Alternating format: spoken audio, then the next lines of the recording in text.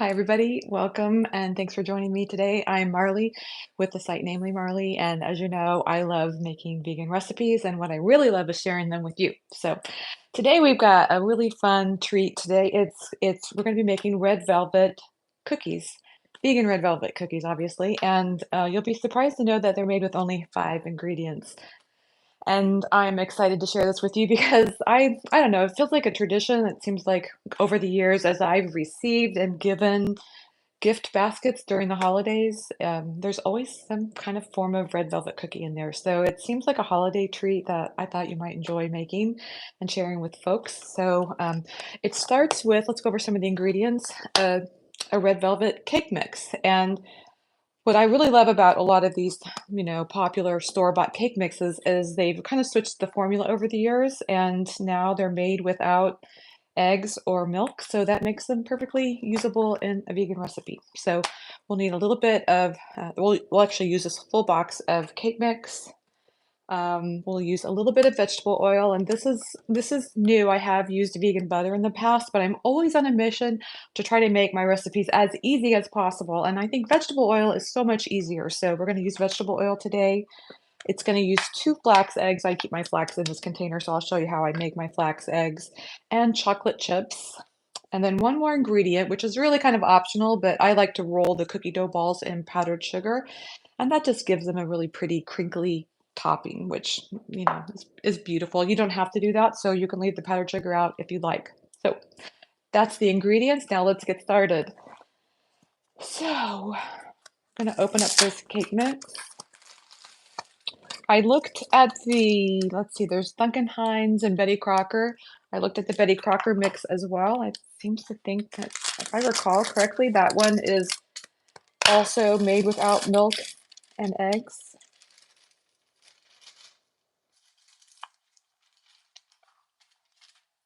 It seems like it's variable. Every cake mix you look at could be different. So I always encourage you, if you're making a recipe or you're making a cake, and you want to use a cake mix, make sure you look at the box before you buy it, because it's like the red velvet cake may not be made with milk and eggs, but the carrot cake or the spice cake mix might. So it's always good to just look at the box and see what you're dealing with. So we're going to put this in here, and actually what we want to make next is our flax eggs. So we're going to use 2 flax eggs in this recipe. So I'm going to measure out 2 tablespoons of ground flaxseed. You see that?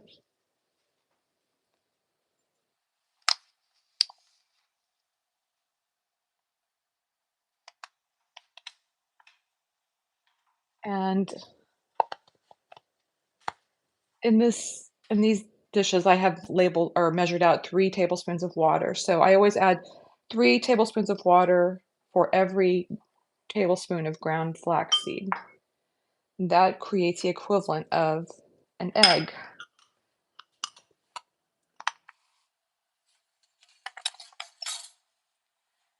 And when I say the equivalent, I'm saying it's similar texture to the egg, and also a similar amount of volume. So like, let's say an egg is around a quarter cup. So this is going to be very similar to that. I typically like to create the flax egg and just let it set for a minute. Okay, then we're going to add 1/3 cup of vegetable oil.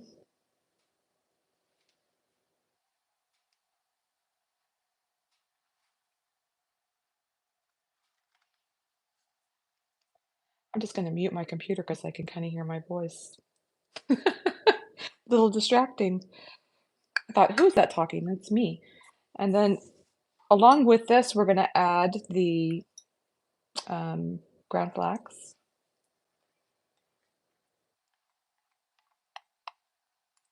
And then let's just give it a stir.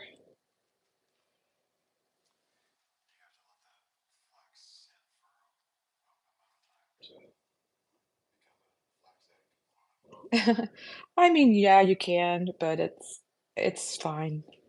No matter what, however you use it, it's gonna be fine.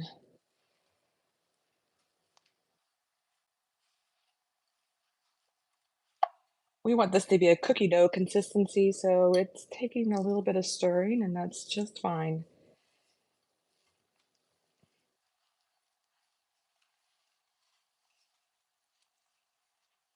Look at that. That's really nice. I like to keep stirring until I get up all the flour ingredients out of here.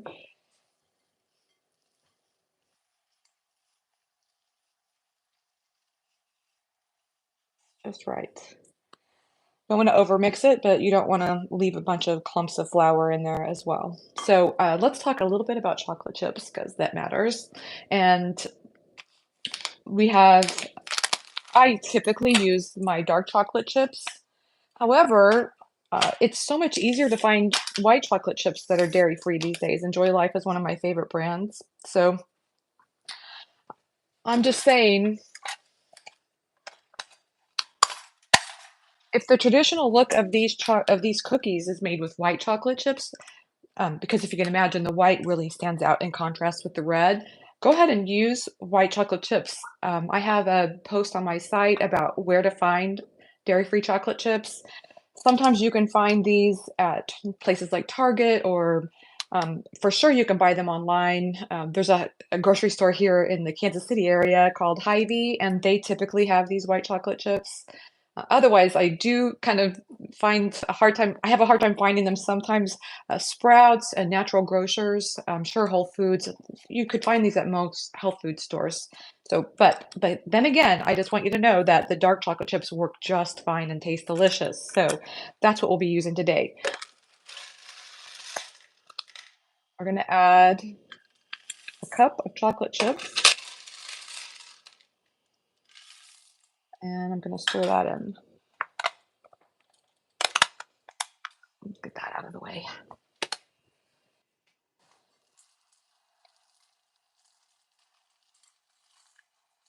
I like to make sure there's plenty of chocolate chips in every bite because, I mean, that's the favorite part of any cookie, don't you think? Wouldn't you agree, Sean?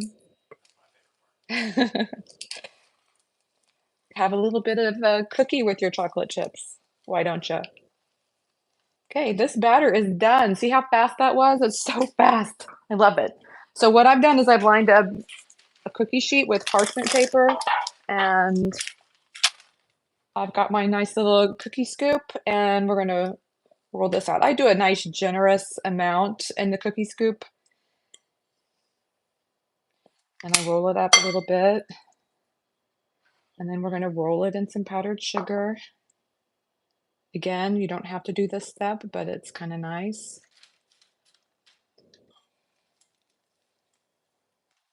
Looks very Christmassy, I think.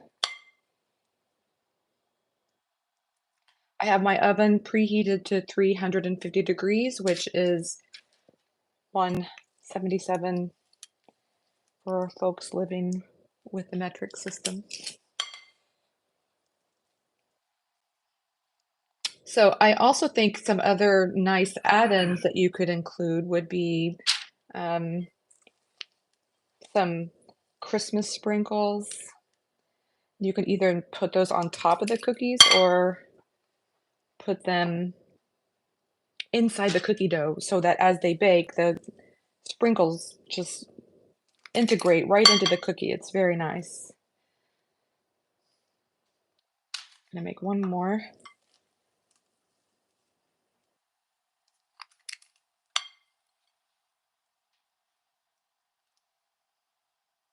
Okay, that is now ready to go into the oven. Do you see that?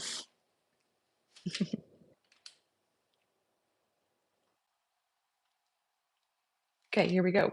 In the oven you go. I'm gonna set the timer for 10 minutes. And now we can talk about a few things while we're waiting for those cookies to bake. One thing I wanted to tell you is that this is a really nice freezer-friendly recipe. So let's say you're having a party and you wanted to make these cookies. Here's what I would do.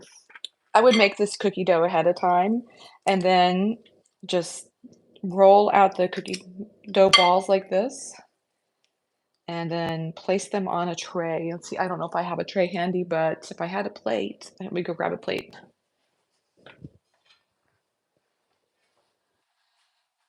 and then freeze them. Now, I have seen sometimes I've seen people recommend to just cover up the dough and place it in the fridge. The problem with that is this dough is very, you can see it's very firm. And once it's refrigerated, it's going to get even firmer, so firm that you would have you might have a hard time actually getting the scoop to go through the batter, so or the dough. So that's why I really love the idea of rolling it first. Then you can put it in a bag or put it in a container and refrigerate it or freeze it. If you're going to refrigerate it, it's probably good to make the cookies within a couple of days. If you freeze these cookie dough balls, they can last up to a couple of months. So it's really nice. And if you're, when my daughter was younger and, at that age where she had lots of friends that came over from time to time, I loved having cookie dough balls in the freezer because that way I could just plop some in the um, oven when kids came over for an impromptu get together. So I highly recommend having them.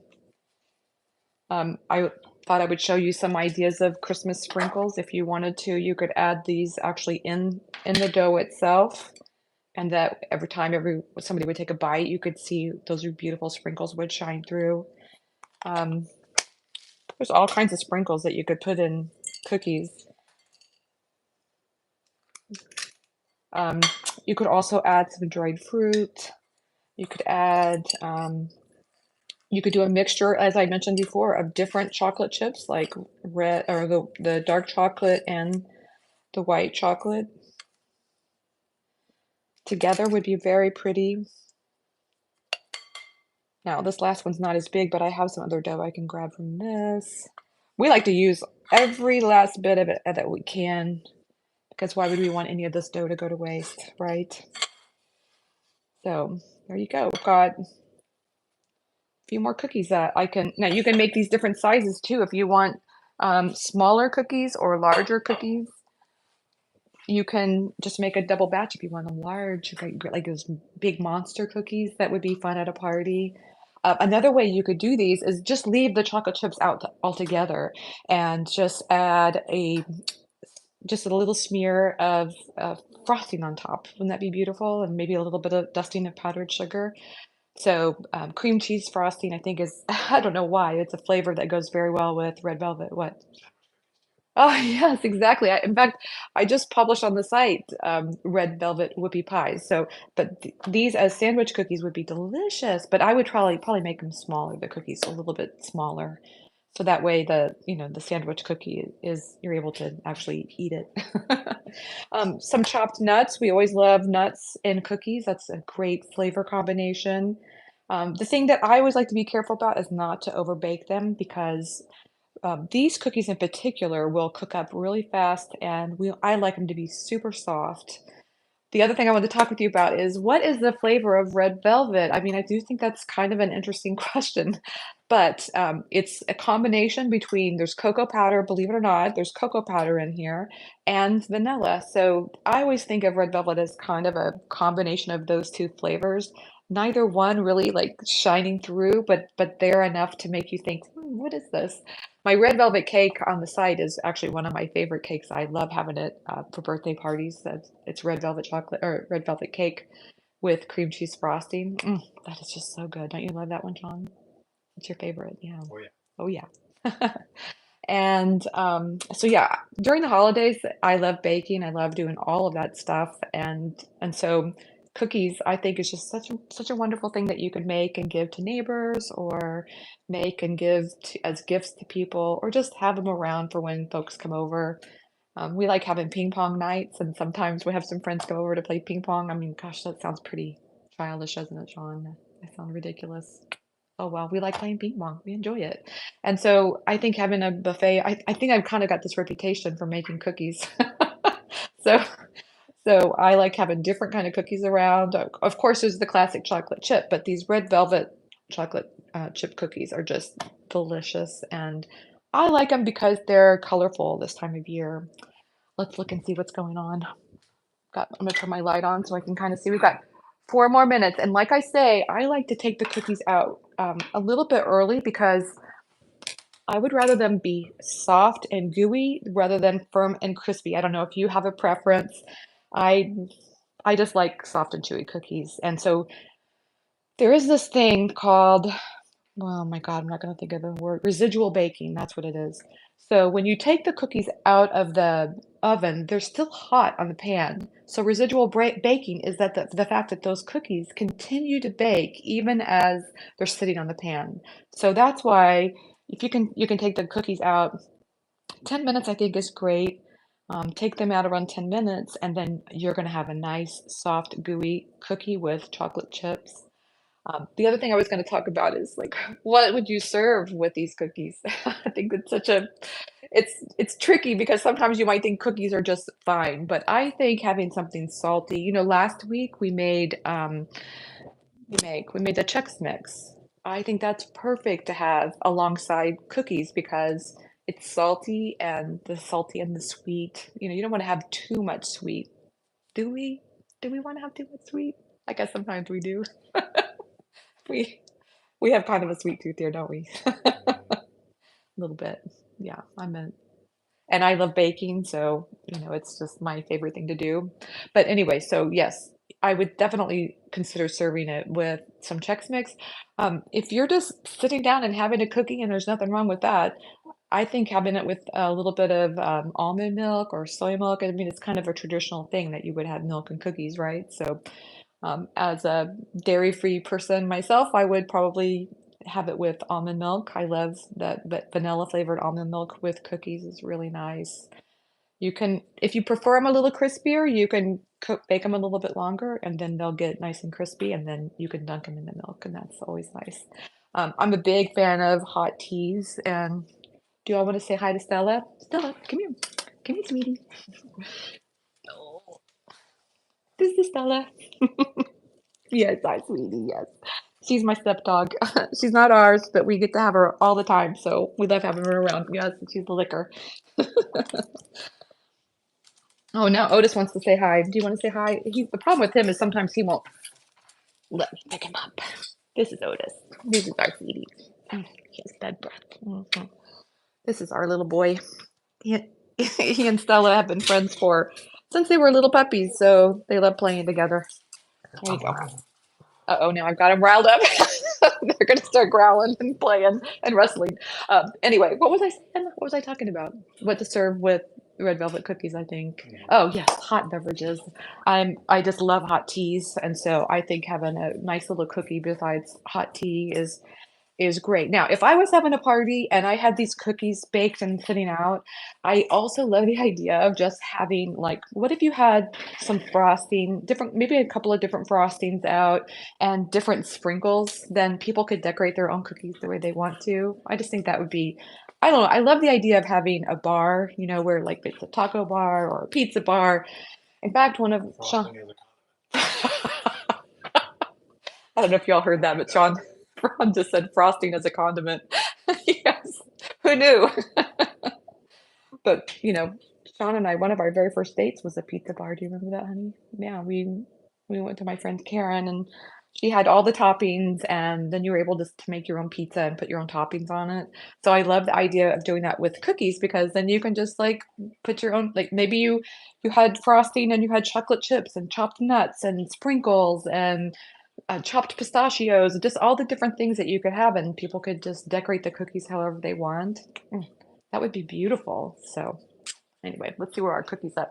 We have 27 seconds left. Let me get my oven mitt, and I need to get a spatula.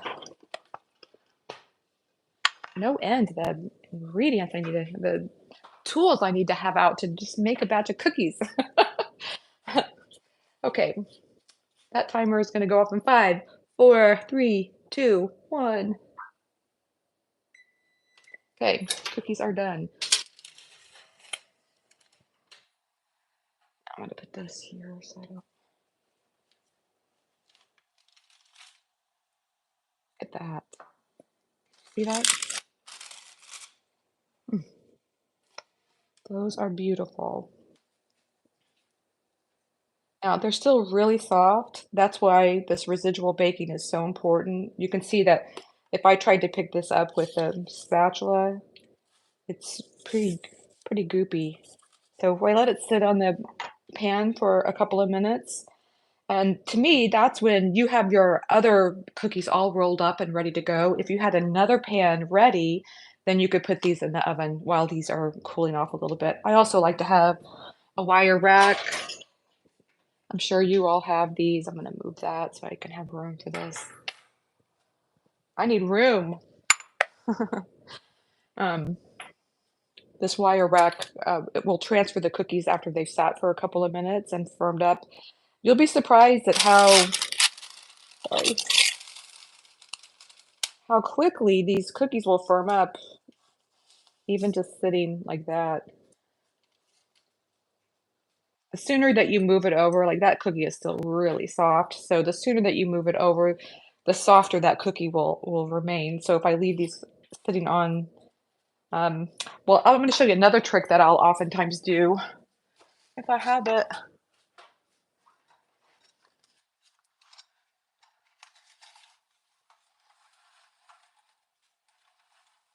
Sorry, I should have had this ready. I just didn't realize I was going to do this. But one of my favorite tricks about when I make cookies and I want them to look really nice for a party is if you have these cutters, it's a cookie cutter. Um, while the cookie is still hot, just roll it around like that and it'll kind of make these imperfect edges look better. These have a lot of chocolate chips, so you can see they're kind of getting messy. It only works while the cookie is still hot,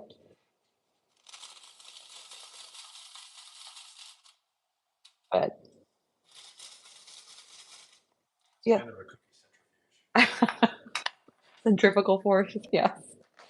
This is the time where, I guess if you wanted, you could add more chocolate chips. Like I find while the cookies are still warm, let me show you. While the cookies are still warm, let's say, you wanted to see more chocolate chips on top of a particular cookie, you can kind of gently press it into the cookie. It just makes them look like this one has kind of a bare spot. We can't have bare spots on our cookies. So I'll just put in a couple of chocolate chips. And while, again, because these cookies are still pretty warm, and just kind of gently press it in. That chocolate should stay. That one didn't want to stay, but it's just like I say, you kind of gently press it in and just let it set. And then the heat from that will kind of melt that chocolate chip into the cookie. Okay, I'm gonna transfer this one over. Look at that. These are still very soft. Probably if I wasn't doing a live, I would have let these bake just a little bit longer, but they're pretty good.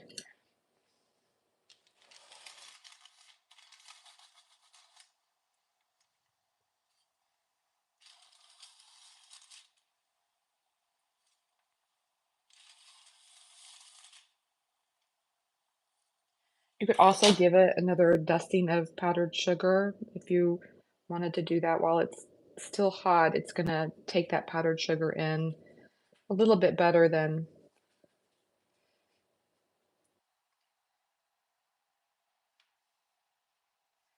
you can see I kind of made these in different sizes. I put more on this one. Typically, I'm pretty careful. I like to have the cookies all be the same size. That way, um, you don't have chances of them burning, which is important. So you kind of want to have the cookies be the same size. That way, if you bake it for 10 minutes, not, if the one's smaller, it could have a chance of burning. Okay, are we ready for a demonstration? Okay, I'm gonna grab this cookie. They're still pretty warm, so they kind of want to sit a little longer, I can tell, but I'm gonna open this one up. Look at that. Look at that. Mmm.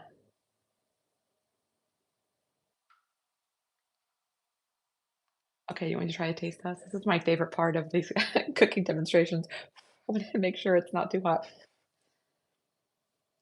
Okay, it's not too bad. Mmm, that is so good. Mm.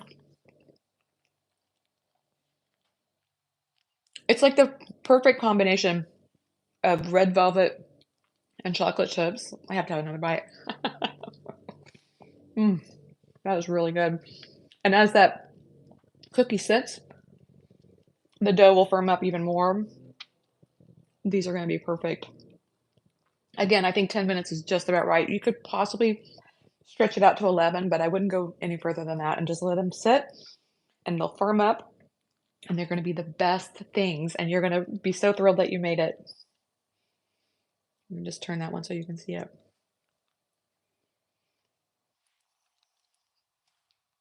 Now I'm a big chocolate mess. I've got chocolate everywhere.